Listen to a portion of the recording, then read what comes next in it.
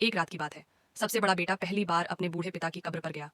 यह कोई आम रात नहीं थी। चारों तरफ धुआं, धूप बत्तियां और कागज की चीजें जल रही थीं।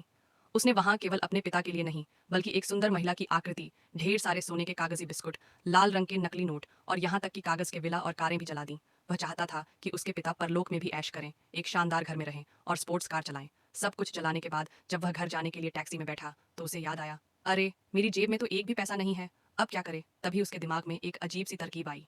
उसने अपना चेहरा छूने से सफेद कर लिया, 2 मीटर लंबी नकली जीभ अपने मुंह पर चिपका ली और स्केटबोर्ड लेकर भूत की तरह आगे पीछे घूमने लगा। ये डरावना और अजीब दृश्य देख टैक्सी ड्राइवर दंग रह गया। बेटा सोच रहा था कि अब मुफ्त की सवारी पक्की, लेकिन तभी उसने देखा कि आगे ट्रैफिक पुलिस चेकिंग कर रही है। डर के मारे उसकी नकली जीभ और बाहर निकल आई। उसने फौरन ड्राइवर से कहा, भाई साहब कार रोको। फिर उसने अपनी जेब से एक पुराना चमचमाता सिक्का निकाला और बड़ी उदारता से ड्राइवर को थमा दिया। ड्राइवर कांपते हाथों से उसे पकड़ ही रहा था कि तभी पुलिस वाले आ पहुंचे। पुलिस ने देखा कि एक सफेद चेहरा और लंबी जीभ वाला आदमी झाड़ियों की ओर छिपता जा रहा है। उन्होंने पीछा किया।